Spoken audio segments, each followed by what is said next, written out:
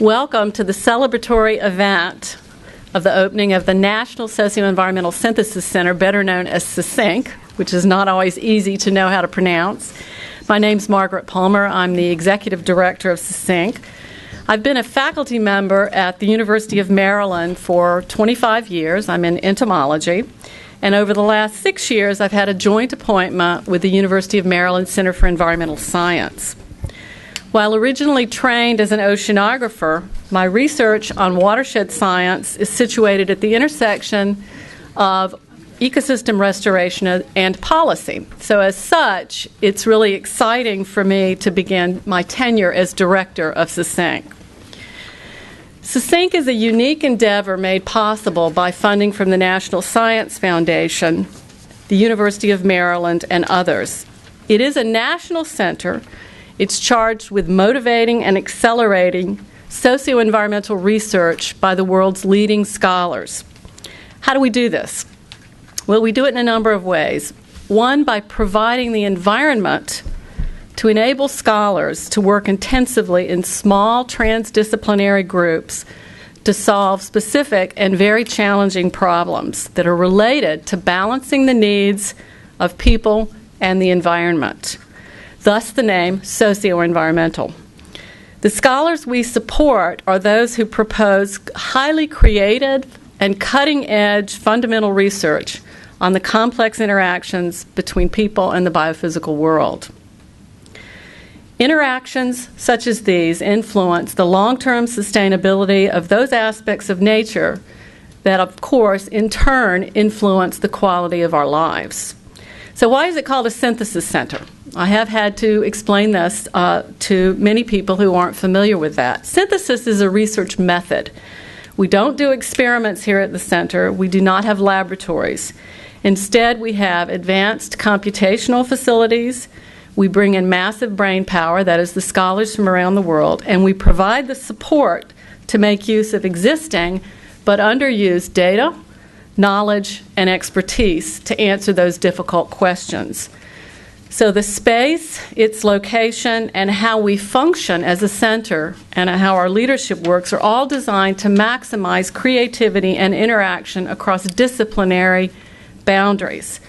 Our mode of operation involves unique approaches designed to enable very rapid progress on difficult questions that require synthesizing, bringing together different research methods, ideas from a range of disciplines, and data from many fields. For example, biologists will be here, earth scientists, mathematicians, computer scientists, anthropologists, sociologists, economists, and beyond, again, working in joint teams. We're here to facilitate the emergence of a new science of socio-environmental sustainability, one that transforms fundamental scholarship that has historically been discipline-bound. Imagine scholarship by environmental scientists when their research questions are co-developed with social scientists to ensure that the research products are compatible with the form and pace of changes in social norms, behaviors, or governance structures. Imagine scholarship by social scientists when their research questions are co-developed with environmental scientists to focus on, for example, science-based prioritization schemes for conservation or restoration. The vision and intellectual underpinnings of SESYNC are the result of creative and extremely hard-working group of individuals who make up our current leadership team. And I'll ask them to just wave their hands when I call out their names. Dr. Joseph Jaja, who's Director of Cyber Infrastructure, Dr. John Kramer, who's Director of Interdisciplinary Science and Synthesis, Dr. Bill Fagan, Director of Natural Science Innovations, Dr. Dave Hawthorne, Director of Education and Outreach, Dr. Amanda Grimes, Director of Administration and External Affairs, and Dr. Joan Nassauer, who's not here. She's from University of Michigan, and she's a Director of Social Science Innovations. But there are many people I'd like to thank who provided intellectual input or support of the center concept.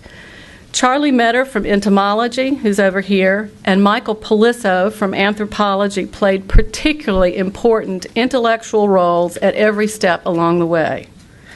Our collaborators at Coppin State, the Carey Institute of Ecosystem Studies in New York, Gallaudet University, the University of Michigan, and Washington State University at Vancouver continue to play important intellectual roles. But there are many others who contributed, including our University of Maryland colleagues from geology, biology, AREC, sociology, and many UMC's faculty from the Chesapeake Biological Lab, the Horn Point Labs, and the Appalachian Labs.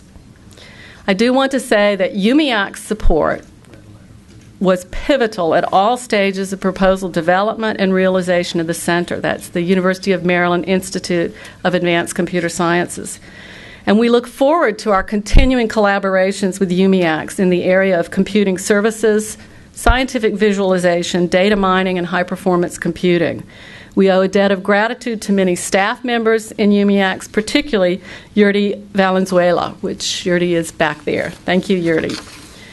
Our beautiful space is due to the work of several people, but particularly Jenny Schulke from the University of Maryland, who facilitated the identification and negotiation of space, which can be very difficult when you need this much space in a historic town like Annapolis.